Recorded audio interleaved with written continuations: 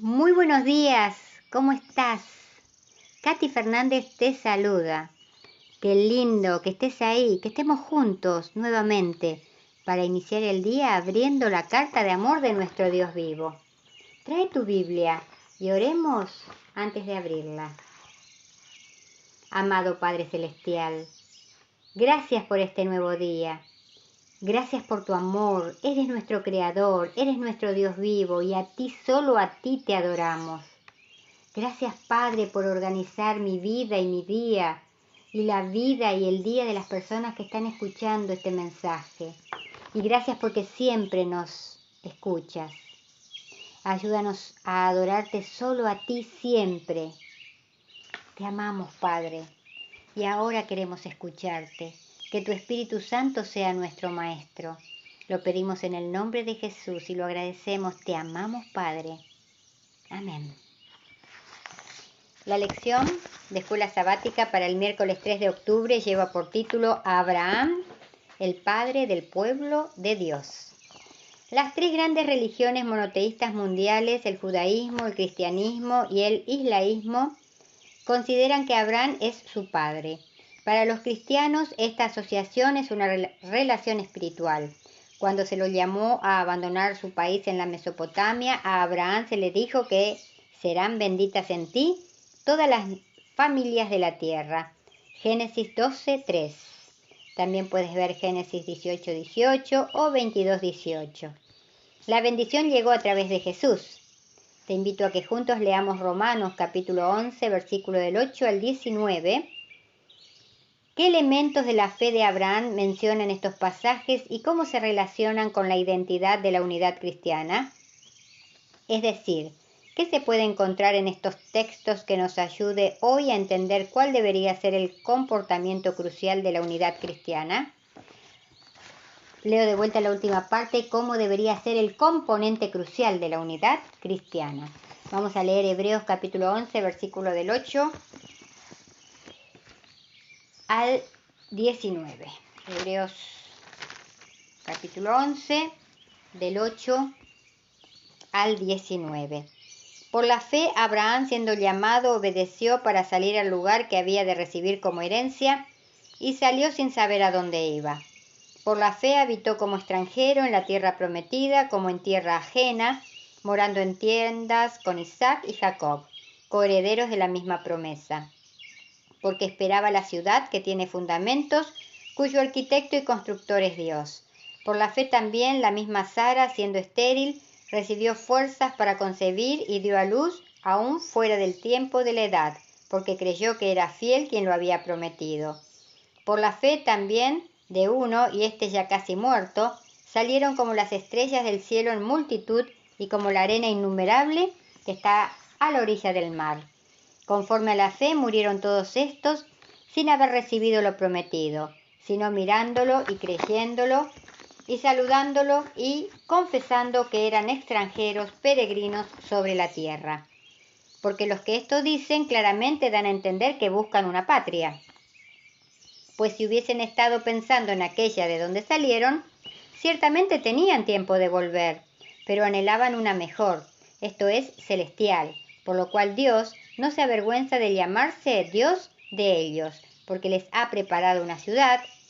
Por la fe, Abraham, cuando fue probado, ofreció a Isaac, y el que había recibido las promesas ofrecía a su unigénito, habiéndosele dicho: en Isaac te será llamada descendencia, pensando que Dios es poderoso para levantar aún de entre los muertos, de donde en sentido figurado también le volvió a recibir. Ahora te invito a que leamos de Romanos capítulo 4, versículo del 1 al 3. ¿Qué pues diremos que halló Abraham nuestro padre según la carne? Porque si Abraham fue justificado por las obras, tiene de qué gloriarse, pero no para con Dios.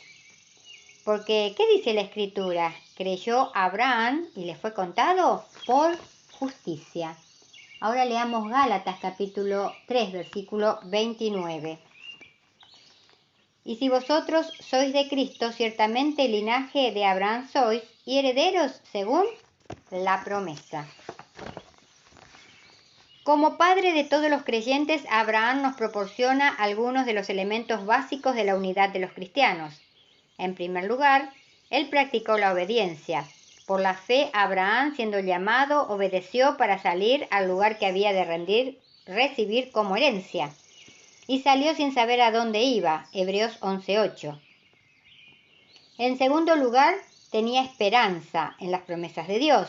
Por la fe habitó como extranjero en la tierra prometida, como en tierra ajena, morando en tiendas con Isaac y Jacob, coherederos de la misma promesa, porque esperaba la ciudad que tiene fundamentos, cuyo arquitecto y constructor es Dios.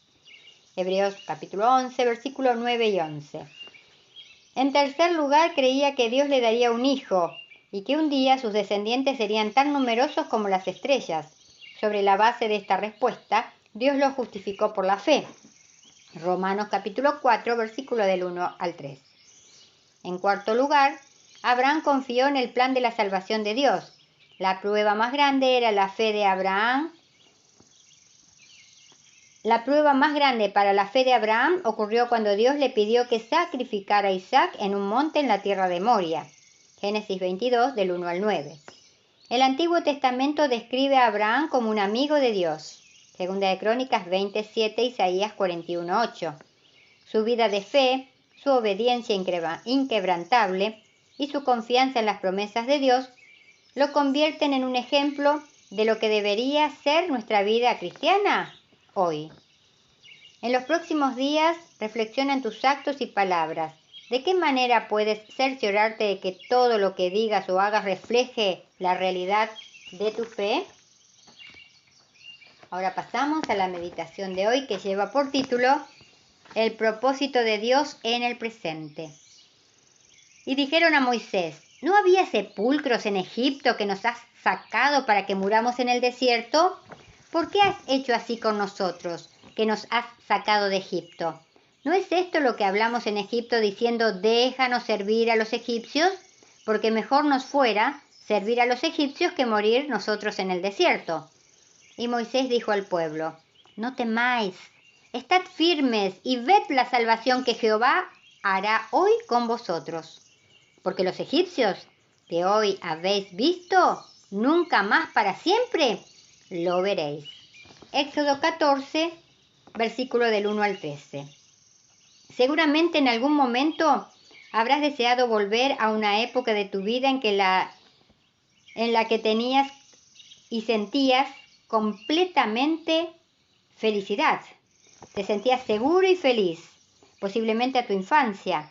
Quizás seas de las personas que se quejan de su situación y de sus condiciones de vida actuales, así como de las cosas que las rodean. Si lo haces, nadie creerá que es por gusto o por rebelión, sino porque crees que aquellos tiempos eran mejores. Tal vez razones: me gustaría que el tiempo corriese al revés y volver a vivir aquel momento inolvidable de mi vida. Pero no era esa la razón por la cual el pueblo de Israel murmuró tantas veces contra Dios y contra Moisés. La razón era su rebelión y su maldad. 10 veces se rebelaron contra el Señor y contra Moisés, y las 10 lo hicieron sin razón.